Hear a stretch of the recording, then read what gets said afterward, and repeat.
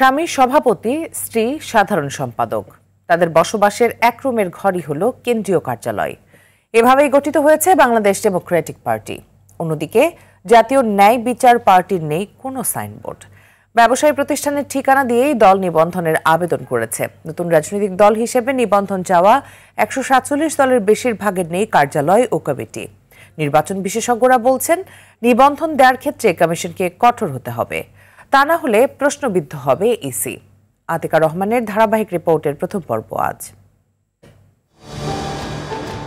জামাই বউ চানাচুরের দোকান, একটি ভ্যানে এমন দোকান দেওয়ার মতোই যেন সহজ হয়ে গেছে রাজনৈতিক দল গঠন। কথাটিতে হাসির উদ্রেক হলেও এর বাস্তব উদাহরণ বাংলাদেশ ডেমোক্রেটিক পার্টি। এই দলের সভাপতি জাহাঙ্গীর হাওলাদার, সাধারণ সম্পাদক শ্রী মাহমুদা সুলতানা। কেন্দ্রীয় কার্যালয় ঠিকানায় গিয়ে দেখা গেল মগবাজার পেয়ারাবাগের সরু গলির মধ্যে জীর্ণ শীর্ণ একটা ঘর। এই বাসায় ভাড়া থাকেন জাহাঙ্গীর দম্পতি। রাজনৈতিক দল গঠন করছে, এই বিষয়ে আপনারা জানেন? না, এটা আমরা কখনো শুনি নাই। অনেকক্ষণ অপেক্ষার পর মাহমুদা সুলতানার দেখা মিলল। জানালেন, এক রুমে ভাড়া থাকেন 3 সন্তান ও স্বামীকে নিয়ে। এটাই তাদের কেন্দ্রীয় কার্যালয়। নিবন্ধন পেলে দলের কার্যক্রম শুরু করবেন। আবেদন করেছি বাংলাদেশ ডেমোক্রেটিক পার্টি, আমাদের পার্টির নাম। আমি সাধারণ সম্পাদক মাহমুদা সুলতানা, আমার সভাপতি মোহাম্মদ জাহাঙ্গীর হাওলাদার। হ্যাঁ, আমার হাজবেন্ড। আপাতত আমরা এখান থেকে কার্যক্রম চালাচ্ছি।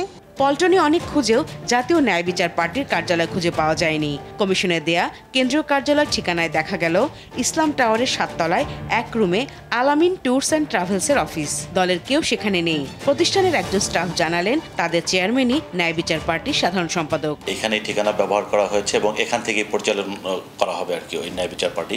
দলীয় কোনো সাইনবোর্ড বা একটা দলের নাম এগুলো তো কোনো না, দলীয় কোনো সাইনবোর্ড এখন পর্যন্ত দেওয়া হয়নি, হয়ে যাবে। বেকার মুক্তি পরিষদের কার্যালয়ে দেখা গেল ছোট্ট একটা ঘরের দরজায় দলের সাইনবোর্ড এবং সেখানে তালা ঝুলছে।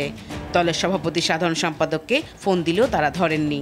তিসারি Insaf Party, Ganadal, Janajot Party, Janata Party, Republic Party, Green Party, Jagrata Bangladesh, NLP, নতুন প্রজন্ম পার্টির পল্টন এলাকার যেসব ঠিকানা দেয়া আছে সেখানে তাদের কার্যালয় নেই। বেশিরভাগ জায়গায় হোটেল ও ডিজিটাল প্রিন্টের দোকান।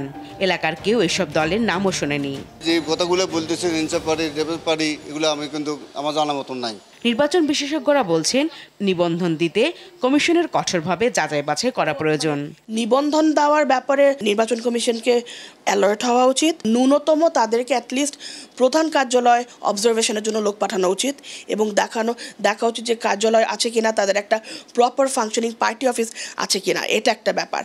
একটা দলের নিবন্ধনের জন্য একটা প্রপার রাজনৈতিক দলের গঠনতন্ত্র থাকতে হবে, তাদের কমিটি থাকতে হবে, সাব কমিটি থাকতে হবে, মেম্বার্স থাকতে হবে। এই সিস্টেমটা, এটাও কিন্তু নিবন্ধনের ক্রাইটেরিয়া।